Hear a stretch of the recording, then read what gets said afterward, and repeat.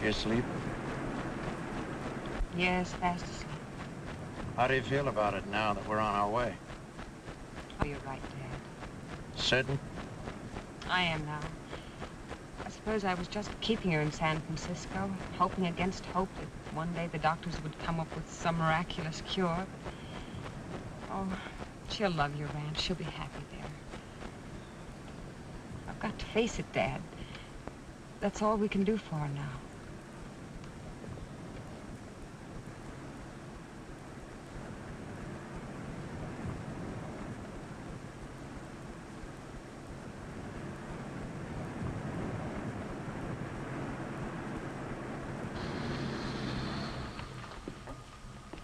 You'll have to wait here a while. You better park right over there. Those are your instructions.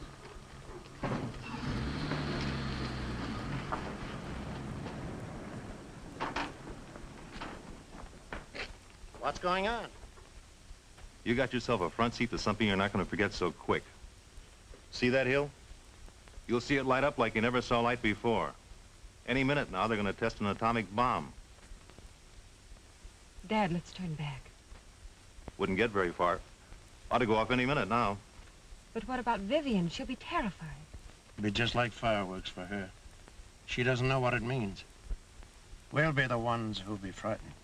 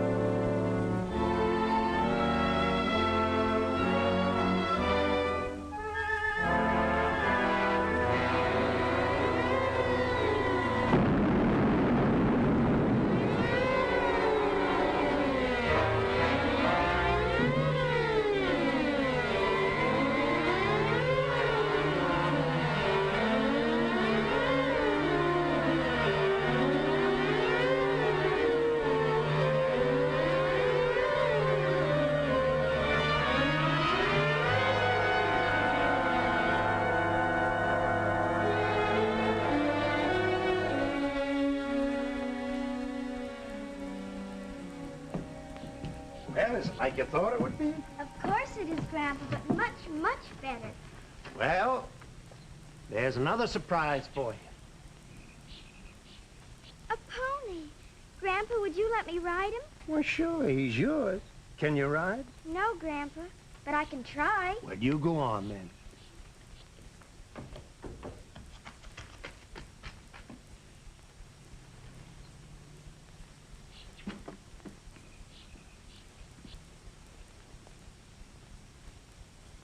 No, I still can't believe it. Every time she smiles at me, I think, well, it's just impossible. The days after the doctor told me the diagnosis, I was certain he'd call back to say he'd made a mistake, but...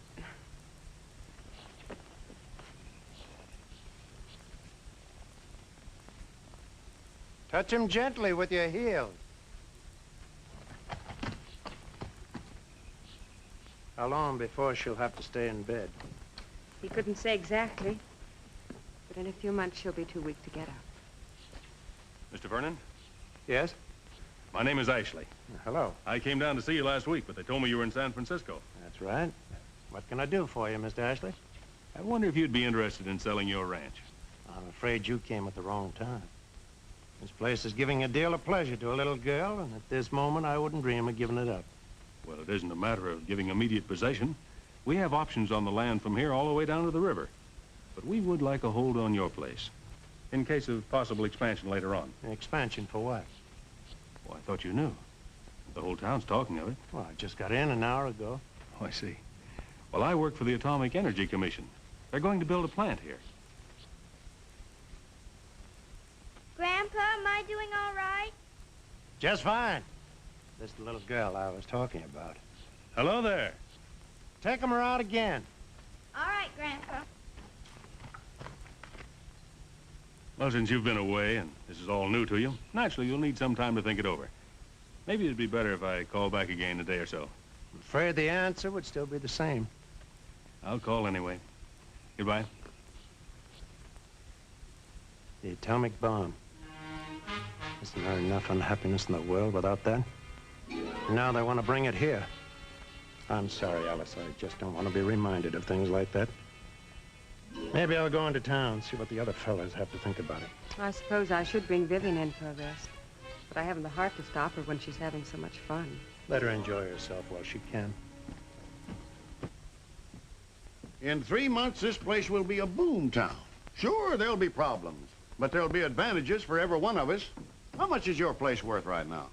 About 4,000. Well, in 6 months, I'll be able to get you 12 for it. Maybe 15. If he wants to sell. I won't be going to sell. It's my home, Harry. It's where I was born and raised. It's where my folks settled when they come out here in covered wagons. And they looked all over before they picked this as the best spot. Well, maybe it won't help you so much, but things haven't been too good here for 2 or 3 years. Plenty of people in town that could use a little more money. Harry can tell you about that, can't you, Harry? I'm afraid I can't. You don't run a bank without knowing the problems people have. All of us have. Money-wise, I mean. And money is what the plant's going to bring to this town. Of course, I'm not saying that money means happiness, but it's a lot easier when you're not pinching and skimping and worrying year after year. So it's just a question of money. Oh, there's more to it than that. Now, you fellas got me elected mayor, and I know what this town needs and how much it needs. A new school building, for one thing. And, Doctor, how far is it to the nearest hospital? 26 miles. And a decent water system wouldn't hurt. Looks like we got along without him so far. But is that any reason why our children should have to? That's why I'm glad the plant is coming here. It'll mean the best schools and hospitals and things like that. Sure, I'll hate to see the old town change just like anybody else, but I'm darn sure it'll be worth it. Seems to me you're all ducking the real point. Now, what's this plant going to make? Fissionable material, they call it. No matter what they call it, it all adds up to one thing. The atomic bomb. And that's why this whole idea makes me sick. There won't be any danger around the plant. Everything will be carefully controlled. That's not the point. I was at Hiroshima, Doc. Maybe 8 or 9 days after the bomb was dropped. I saw what was left. So they're going to make the atomic bomb here. While I'm selling my place and leaving town. I don't want any part of it. I can understand how he feels. After that kind of an experience, naturally, he's afraid of the whole idea of the bomb. Let us be honest. We're all afraid. We're all terrified, and so are people all over the world. But the fact of the matter is the bomb is here.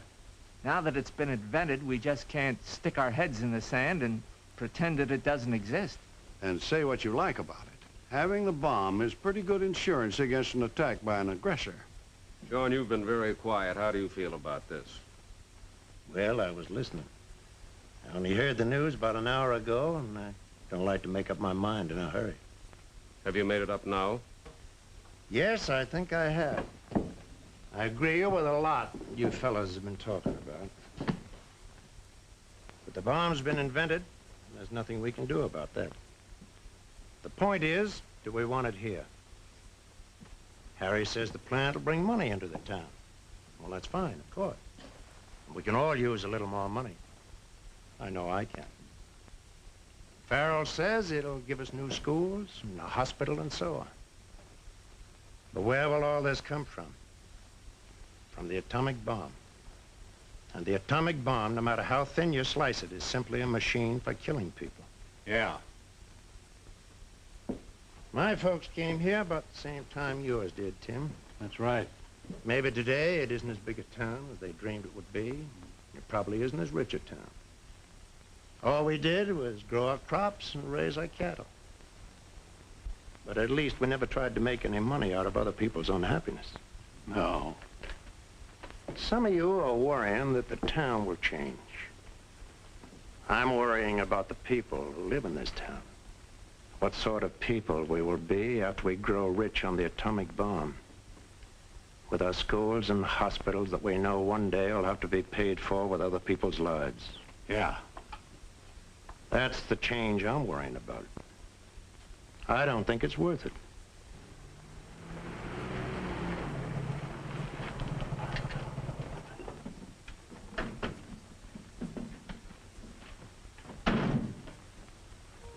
No, I feel just fine.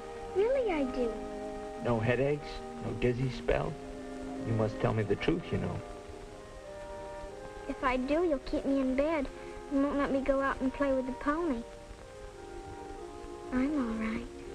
But my doll, she isn't feeling so well. She gets tired quicker than she used to. I see. What else does your doll tell you? Well, she's got a pain back here. And it won't go away, even when I rub it for her. Mm-hmm. Well, I'll tell you what we'll do for her.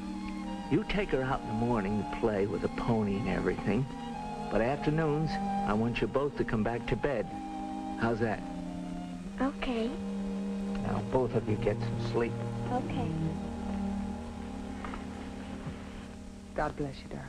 Good night, Mommy. Well, I can't tell you anything you don't know already. It's just following its predicted course.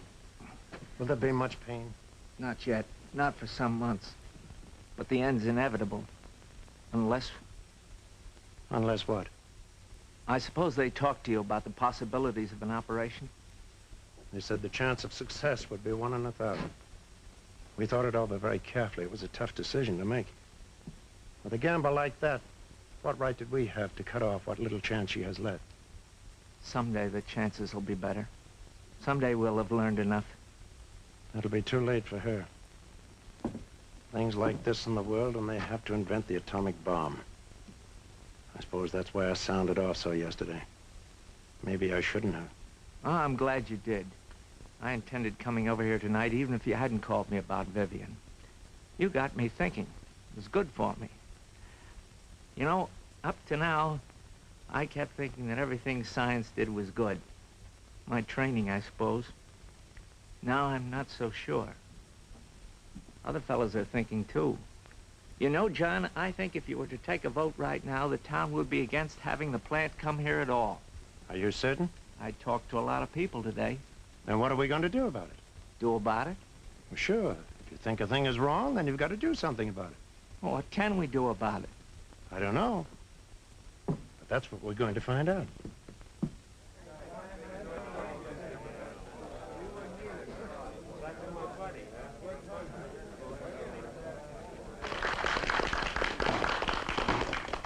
Well, now we've heard most everybody's point of view, and it seems to me mostly against the bomb, so if somebody will just move a motion deploring it, we'll take a vote on it and go home. What good would that do? Well, ease our consciences a little, I guess, and make us feel better about the whole business. Well, that's not the point of this meeting. The point is to keep the plant from coming here. Well, that's a kind of a tough proposition, isn't it? You just can't argue with something like the Atomic Energy Commission. Why not? The Atomic Energy Commission is part of the government. The government is elected to work for us. Seems to me it's our duty as citizens to speak out when they do something we disagree with. You think that'd get you anywhere? I don't know. But I'm still going to argue. Maybe it will at that. We're not telling them how to run their business. We're not saying don't make any more bombs. All we're saying is don't bring your plant here. There must be hundreds of places where they could build. If they knew that this whole town was against it, you think they'd insist on putting it here? Mr. Chairman, I'd like to move a resolution. Go ahead, Harry. I want to be the one to move it because at first I was all for the plant. But what I've heard has made me change my mind. I move that it is the unanimous wish of this council that the Atomic Energy Commission abandon all plans for building a plant in this township. And we call on our representative in Congress to use every endeavor to see that this is done. Yeah. Afraid I can't help you. They might listen to me on nuclear physics, but this is an administrative matter. That's not the way I want you to help. I'm not going to take this up with the AEC just yet. Even if your constituents tell you to? I don't think a congressman's job is to do just what he's told. His job is to do what he thinks is right. I don't think this is right. And if my friends back home had known the whole picture, I don't believe they'd have drawn up this resolution. That's where I need your help. How? I'm flying down there tonight on the 9 o'clock plane. Can you come with me? Well, you know I can't. I've got classes all day tomorrow. You'll be on that plane. Because you believe in this as much as I do. You talked with any of the other fellas, Congressman? No, I came to you first because I gather you had most to do with the resolution. They also told me that you were a very stubborn man, which only means, I suppose, that when you've finally made up your mind, you stick to it. Naturally. But you'll agree that to make up your mind fairly, you have to know all the facts. See, I don't think you know all the facts. I used to feel the same way you do about atomic energy until Colors straightened me out. To me, it was just the bomb, and so I hated it. Well, Mr. Colors, isn't that about what it is? It's mostly what you read about, I grant you that. It's mostly what it's been used for so far. That's the tragedy of nuclear energy. It had to begin at Hiroshima. No wonder the world is confused. Many of us are afraid. Mr. Vernon, think about primitive man thousands of years ago before he learned the use of fire. All fire meant to him was forest fire that might burn him to death, fire from volcanoes. He was afraid of it. He hated it. Naturally, he never thought that fire would become man's servant instead of his master. And you think atomic energy will be? Oh, yes. In spite of Hiroshima, if we control it rightly, as fire has to be controlled rightly, it'll be one of the greatest blessings we've ever received. I'm not asking you to take his word for it, as you obviously have no intention of doing. None whatsoever. Neither did I at first. But Colors convinced me by showing me a little film they made in Washington. Now, before I act on your resolution, I'd like him to have the chance of doing the same for you fellas here. Is that fair?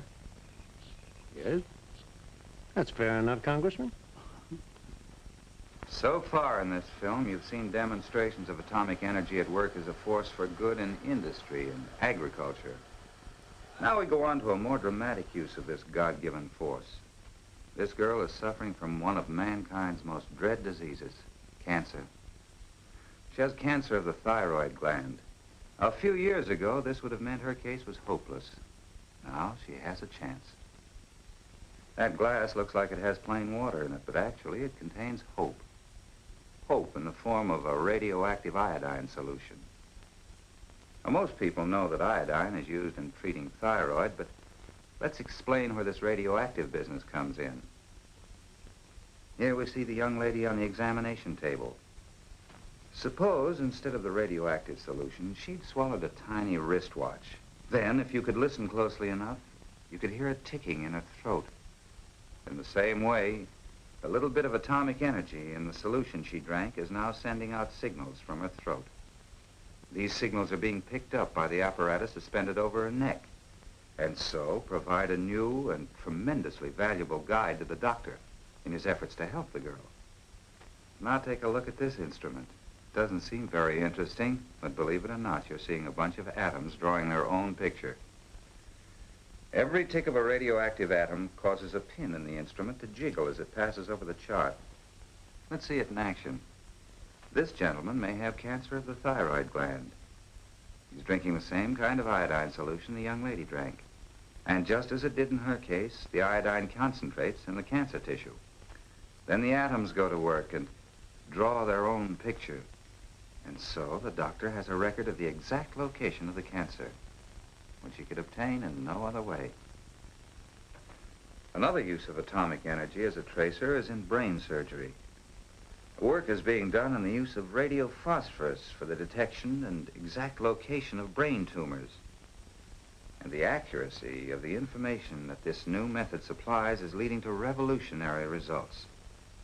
Already several cases of brain tumor, hitherto considered hopeless, have been successfully operated on with the aid of this great new tool of medicine. Medical research is just one of the many uses of atomic energy as a benefit. Before we review the other beneficial uses, let's look at the many places in America where for many years thousands have worked in the field of atomic energy. Well, you've given us plenty to think about. Of course, it's mainly in the future. Don't you want to contribute to the future?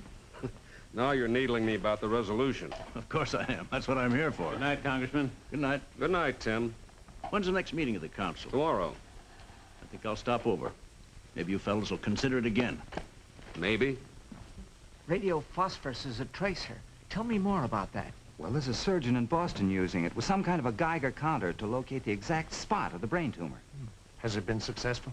Of course, it's all very new, but he's already had results in cases that seem to be hopeless. Mr. Vernon, do you have some personal interest in this? Yes, my grandchild. The little girl you saw this afternoon. She's dying of a brain tumor. Do you have this surgeon's address? Sure. Let's go to your house. We'll get him on the phone. Yes? Dr. Cooper? This is Congressman Maynard. Forgive me for calling you at this hour, but Professor Cullors gave me your name, and this is pretty important. A constituent of mine, Dr. Peterson, would like to talk to you. Yes? Here he is. Dr. Cooper, I'm calling about a young child, a patient of mine. Yes. Well, the symptoms seem to indicate growth in the lower region of the cerebellum. He's on the phone now. Dr. Peterson's going to suggest we fly her to Boston for examination tomorrow. Of course, you realize it's only a chance. I know. But this morning there was no chance at all. There goes her plane. Let's hope he finds it possible to operate. Don't mind saying I've done a deal of praying that he will. Well, let's get going. If you fellas agree, Maynard and Cullors are going to sit in with us and listen. Well, sure. Warms my heart to see a congressman listening for a change. Is everybody here? How about Doc Peterson? He went to Boston with him. Oh, John, I thought you were going back with her. I was, but I changed my mind. I'm going to take the other plane tonight. You know, I had some sort of share in passing this resolution. I didn't think it was right for me to walk out on it now. Well, let's start by hearing what John has to say. No, Mike, this is a personal thing with me. Because just now I can only think of my own granddaughter, it isn't fair for me to try and influence you other fellas. You've got to make up your own minds on the whole picture. But I've got this to say. Because of atomic research, there's a chance now for my granddaughter. What's even more important is a better chance for children like her in the future. That is, if we don't put obstacles in the way of atomic research. That's why, for my own part, I've got to withdraw my vote on the resolution. I understand how you feel, Mr. Vernon. But as you say, we have to take the whole picture. Now, is it worth it? As far as I'm concerned, that isn't the point. I voted against atomic energy because I thought it was the work of the devil. Now I know I was wrong. You see, God made the atom. I see that now. He made it just as surely as he made the hills and the sea and life itself. And God never made anything that was of itself evil. I can't argue that, Tim. But what about Hiroshima? Oh, you can't blame the energy that God put in the atom for that. No, we've got ourselves to blame. Mankind for fighting wars and using what God has given us for destruction. Yes, but it happened. And maybe it'll happen again, and much worse next time. So is it worth it? Men being what they are, wouldn't it really have been better if this thing hadn't been invented? May I say something? Go ahead. I can only answer Mr. Benson by telling him why Cullors and I came down here yesterday. You know, I don't leave Washington every time a city council passes a resolution. But this is something about which every town in America has to think clearly. And let's hope every town in the world. Of course, you're right, Mr. Benson. The energy in the atom is the most destructive force the world has ever seen. But as Cullors has shown us, it can also be one of the greatest blessings God has ever given us. Which is it to be? Because on that depends the future of mankind. Sure, we sometimes wish it hadn't been invented. We're afraid of the responsibility because the results will be so terrible if we misuse it. But it has been invented and we have to take the responsibility. We can't just shut our eyes to it. You, Mr. Benson, you saw the destructive side at Hiroshima. And now all of you, with the hope that's been given to John Vernon, you've seen a little of the good it can bring and its promise for the future of the world. That's how high the stakes are, for good or for evil. And that's the challenge you've accepted, to do your part in making atomic energy not a curse, but a blessing to mankind. Of course, this is just one town, and there are only a few of us in this room. But all over America, and all over the whole world, too, people must, sooner or later, face this same challenge. And I pray that they, too, make the right choice. Oh, we've muddled and we've made mistakes. But this time, God has entrusted us with a physical force bigger than we've ever had before. One that can destroy us or can lead us on to new horizons. And with this choice before us, God willing, we shall not fail.